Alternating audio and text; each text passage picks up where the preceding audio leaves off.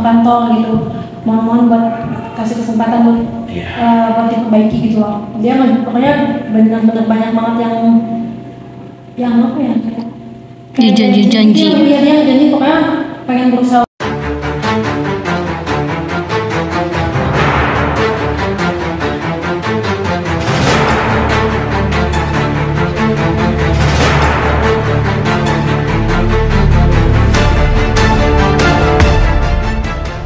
Oke, jadi setelah beberapa hari yang lalu, Della atau istri dari Della Tahir ini datang lagi ke kantor kami, ya, untuk menyampaikan permasalahan rumah tangganya, ya, karena sebelumnya memang kami yang menangani, ya, terjadilah kesepakatan perdamaian, ya, yang intinya kami bisa menghadirkan, ya, agar mereka ini bisa merajut kembali rumah tangganya. Ya, tentunya ini harapan orang tua lah, ya, orang tua dari pihak Renata sendiri, keluarga dari Della sendiri. Senyatanya setelah kurang lebih dari 6 bulan, ya, lebih Juli itu 2023 kemarin sampai saat ini tidak sesuai apa yang memang keluarga Della ataupun Della sendiri itu alami, gitu loh. Ya, yang akhirnya dengan pertimbangan sangat matang, ya, dengan fakta-fakta yang kami siapkan, ya, Della memutuskan untuk memproses gugat cerai di Pengadilan Agama Kota Bogor. Tapi untuk Della sendiri mantap untuk menggugat ini. Karena kan kemarin juga pernah dikasih kesempatan juga kan, tapi dia tetap nggak berubah sama sekali. Menurut saya mungkin emang pisah itu udah lebih baik. Ya, selain memilih untuk berpisah dan menggugat sendiri, apa ada KDRT atau memang selain dari penelantaran anak ataupun memang tidak dipedulikan atau diacukan gitu?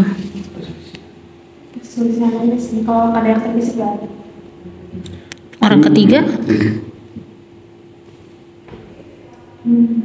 Ya, nanti kita sampaikan dalam materi pokok gugatan cerai yang nanti kami siapkan untuk besok kami daftarkan di Pengadilan Agama Kota Bogor. Untuk penelantaran anak itu mungkin bisa dijelaskan dalam hal apa? Tidak memberi nafkah atau tidak? Oke, jadi dalam perihal penelantaran anak itu memang materi kami yang lalu yang pertama. Ya, setelah itu kan terjadi proses perdamaian.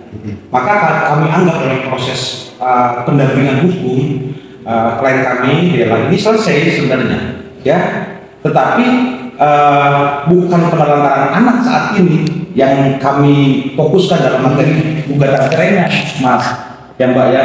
Tapi ternyata setelah proses perdamaian, ya, di antara kita semua saat itu, ya, ini terjadi perselisihan terus, ya, yang semua ini tidak sesuai dengan kesepakatan yang memang kita sepakati, gitu loh, ya, poin-poin kesepakatannya malah acap kali itu tidak diindahkan, gitu loh, ya. Kami juga sangat menyesalkan sebenarnya ini bisa terjadi, ya.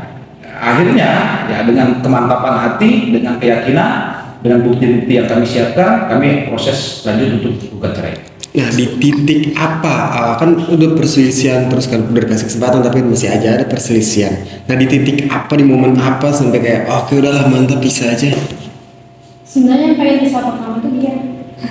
Jadi kemarin kan pas masalah yang Juli lama itu kan saya pengen pisah, cuman dia datang ke rumah, terus sampai ke rumahnya, ya, kantor gitu, mohon buat kasih kesempatan buat buat diperbaiki gitu loh. Dia pokoknya benar-benar banyak banget yang apa ya, kayak janji.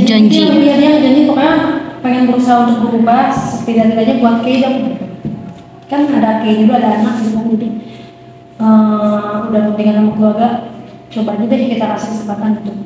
Tapi ternyata abis dikasih kesempatan itu kayak dia tuh cuma berubah tuh 2 bulan aja, 2 bulan awal, kayak 2 bulan. Ya, 2 bulan awal aja. 2 bulan awal. Saya itu dia kembali sebenarnya nggak 2 bulan awal, Jadi waktu dari Juli itu kan dari ulang tahun dia itu kan tanggal 5 Juli ya. 5 Juli.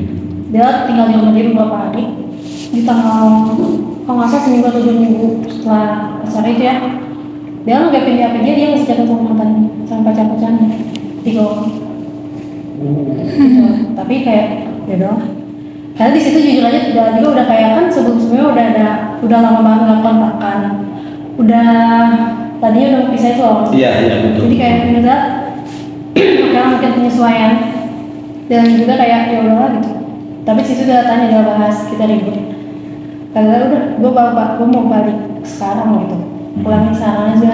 Mumpung masih awal-awal. Dia nggak mau, dia nangis kayak gini. Dia nggak ngaku.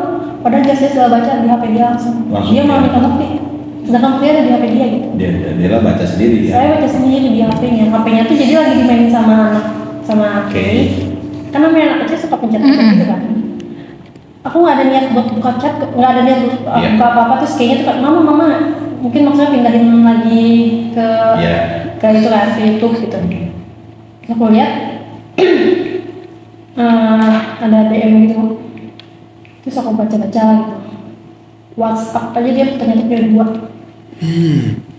Dia WhatsApp sama aku di akun yang dikunci. Apa sih WhatsApp utama tapi pakai password gitu. Nah dia chatan sama cewek-cewek itu di WhatsApp bisnis, terus di TikTok, terus ceweknya tuh nge-DM, terus pokoknya kalau saya ingat apa ya di WhatsApp itu ada chatnya tuh kan si ceweknya tuh nge-chatin terus sama aku kangen gitu. Aku kangen. Iya kangen. Terus akhirnya kayak marah. Udah gue bilang jangan ngechat, lu DM aja. Akhirnya aku pindah ke IG dong, aku buka DM-nya. Terus kayak ya udah gitu pokoknya. Itu 2 minggu setelah acara ulang tahun. Sama berarti satu cewek apa? Orangnya sama, beda-beda. Sama atau beda-beda? Beda-beda sih. Beda-beda. Aku tahu nama ceweknya siapa, aku tahu fotonya, aku tahu orangnya yang mana. Cuman udah, jadi bukan hal pertama kok. Kenal juga berarti sama cewek. Aku nggak kenal. Aku kan semenjak punya anak tuh benar-benar udah gak keluar. Benar-benar maksudnya kan urus anak gitu. Kalau misalnya main tuh sama anak, sama adik, sama keluarga gitu. Jadi aku udah nggak terlalu tahu apa kayak lingkungan gitu lah. Tapi dari kalangan artis juga atau bukan? Tahu sih. Elsie. Terus mungkin kesaksiannya gimana? Iya bisa. Kenapa juga? Kalau Tisha sih cuma bisa nambahin mungkin ketika Tisha lagi di mana ya, bisa kayak di coffee shop atau di mana gitu, cari teman, ada undangan teman, kita datang, itu posisi ada gitu kan, ya sih saya hewan biasa kayak udahlah, dia juga mungkin malu ya ketemu Tisha, malu takut kebawa suasana yang jelek kan, nggak di acara temen-temen gitu lah, hubungan gitu. Tisha tuh kayak ngungkapin, ya udah deh gitu. Kok lu ada di sini? Kenapa lu nggak jemput anak lu sih? Gitu. Kenapa lu nggak jemput kakak gua? Kenapa lu apa kek gitu? Main sendiri gitu ya? Nanya gitu soal anaknya ke aku, misalnya gimana si Ke gini, gimana dia? Sengaja kayak gini tuh kayak apa sih pun ngasih, sama aku pun ngasih kayak, udahlah gitu. Kayak gak kenal aja, ya udah di sini pakai udahlah gitu. Ada momen lagi ketemu. Oke, tapi Tisha sebagai adik kandungnya Della ini sebelum kejadian perselingkuhan ini itu sebelumnya itu akrab gak sama Tahir? Nggak pernah akrab, dari dulu emang diem-dieman aja? Iya, kakak Tisha Della pun kayak gak kenalin ya, maksudnya gak begitu kenalin lebih dekat agak tuh ke Tisha gitu, jadi ya sahabat aja kenal juga gitu, emang gak ada kontaknya Tisha juga, di IG nge-followan, gak apa, kayak kita tuh kayak asing gitu, asing yang Tisha pun gak nganggap dia kakak atau gimana kayak gak ada kayak gitu, dia juga gak gimana ya, nganggap Tisha mungkin gue gak kenal Tisha atau mungkin kenal pun ya sebagai asing aja gitu, selewat aja. Nah sempat kan Tisha tuh nanya, gak lu lagi di sini ya? Tisha tuh ngeliat mobil dia lagi ada di kosan. Itu kan bisa dibilangnya kosan agak bebas ya, ke kampus. Kampus mana? Kampus Tisha. Oh, di Kota Bogor. Oke, mungkin persiapannya apa yang dipersiapkan untuk besok bang? Ya, Jadi kami rencana sesuai dengan keterangan-keterangan dari klien kami, Dela, dan juga keterangan-keterangan pendukung, ya, saksi-saksi termasuk salah satunya adalah dari adik kandung Dela, Tisha. Itu kami sudah siapkan materi gugatan cerainya yang akan kami daftarkan besok hari Rabu, ya, tanggal 30 Januari kalau tidak salah, itu di Pengadilan Agama Kota Bogor.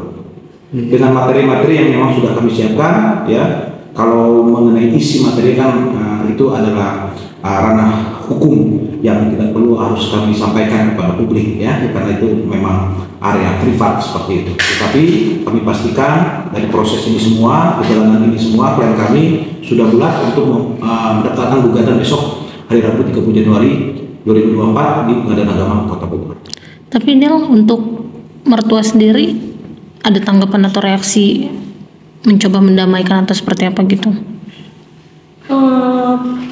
Setelah kejadian yang Juli, aku bahas habis 2023 aja ya, habis Juli yang habis namanya itu kan. Damai. Di situ kan aku bolak-balik ke rumah dia kan, karena 3 hari di rumah, terus 3 hari lagi dijemput nginep di rumah dia gitu-gitu. Beberapa kali ketemu, terus diajak acara ulang tahun adik-adiknya gitu kan. Udah pada kayak, udah ya jangan sampai ada masalah lagi gitu. Ya memang udah mau ya kalau misalkan siapa yang mau punya masalah gitu kan. Iya pokoknya sama mertua sih hubungannya baik-baik aja, adik-adiknya baik-baik aja gitu. Itu makanya udah mencoba mendamaikan ya pas masalah itu. Kayaknya mungkin masalah sekarang aku nggak tahu ya, mungkin orang tuanya belum tahu atau gimana, soalnya aku juga kan terakhir ketemu sama Abah itu udah tahun lalu. Aku udah ngomongin aku sama kayak itu udah lama. Si terakhir itu pas acara ulang tahun adiknya. Bulan apa? Bulan apa? Desember awal. Terus setelah itu tuh kayak ketemu cuman di itu di situ terakhir kali ketemu. Terakhir tuh.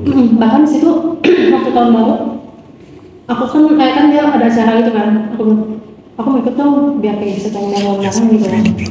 Terus sampai sih ketika orang tua kerja. Kan Jadi udah berdua Kayak ketemu lagi. ketemu di terakhir acara nonton itu, terus abis acara nonton itu aku kan diajak minum. Itu tuh setelah sekian bulan nggak ke rumah dia, nggak ketemu gitu. Di awal Desember apa akhir November itu pas acara nonton mau diajak ketemu acara nonton adanya, terus nginep beberapa hari. Udah itu Dela sendiri ada tuntutan nggak sih dalam gugatan tersebut, entah hak asuh ataupun nafkah juga ya Bang? Iya. Mungkin aku tambahin ya. Dalam materi pokok itu memang kita akan lakukan gugatan cerai dan hak asuh anak. Ya, kalau dalam undang-undang perlindungan anak, tentunya anak di bawah 12 tahun betul itu tetap dalam pola pengasuhan dari ibu. Ya, maka ananda dari klien kami, Dela itu Kay, ya panggilannya itu jatuh kepada pengasuhan ibu. Tetapi dalam materi pokok gugatan cerai dan hak asuh anak kami masukkan. Ya, jadi gugatannya 2. Gugatan cerai dan hak asuh anak tetap kami mintakan agar mendapatkan formil ya dari negara. Itu meskipun kami sudah tahu ya itu menjadi pertimbangan mutlak nanti dari majelis hakim. Ya, mengenai soal tanggung jawab ya sudah tentu dalam undang-undang dan peraturan yang berlaku ya bapak itu bertanggung jawab ya kepada anak ya dalam rumah tangga. Tentunya dalam materi pokok pun kami menyiapkan ya mengenai soal pertanggungjawaban nafkah ya untuk K gitu, dan itu sudah kita siapkan di dalam materi pokok gugatan. Mungkin nanti nextnya kalau emang amit-amit nih kalau emang benar-benar bisa masih rela gak sih kayak ketemu sama akan membatasi kah atau memang urusan kayak sama agangan tetap ayah sama anak ya, nggak akan membahas itu selagi dia bertanggung jawab ya, nggak ngulangin lagi kayak awal-awal. Dan itu kami sampaikan di publik, kami tidak membatasi ya Renaga kepada anaknya. Karena kan gimana juga, kayak kan nggak tahu masalahnya. Tidak tahu apa-apa. Gitu. Nah ini harus kami juga sampaikan ya kepada pihak keluarga di sana. Kami membuka untuk Renaga ya selaku bapak kandung ya dan juga mungkin keluarga dari Renaga untuk bercengkrama dengan Kay, dan kami tidak membatasi dan kami tidak melarang. Mungkin apa ungkapan tekad bulat udah mau berpisah itu seperti apa sih kayak? Oh ya udah, mungkin kalau dilanjut lagi emang nggak akan benar, mungkin memang ya agak nggak ya agak nggak berubah sih. Intinya itu, jadi saya juga makin yakin buat pisah. Sebenarnya awal-awal yang mau pisah malah dia kan. Betul. Dia bilang mau pisah, kata dia lagi, ya udah urus aja, nggak apa-apa. Kalau mau pisah, walaupun sebelumnya tuh udah ada apa pembahasan gitu kan, kayak daya tahan gitu. Mau pisah kata dia, biasanya alasannya apa? Kata dia sih kesalahan di dia gitu. Ya udah kalau misalkan emang mau pisah urus aja gitu. Jangan tunggu itu sampai 1 bulan. Tidak ada. Nggak ada, padahal dia bilang udah diurus tapi nggak ada gitu kan, jadi posisi dia juga ngegantung gitu kan. Udahlah, mungkin dia aja yang ngajuin. Kalau tambahan sedikit, boleh ya, sedikit aja. Sesungguhnya materi gugatan ini ada poin di mana Renaga itu jatuhkan talak. Ya, kalau dalam hukum Islamnya ini sudah masuk talak 1. Maka proses talak 1-nya dari Renaga itu kami lanjutkan dalam gugatan cerai. Itu poin utamanya. Oke.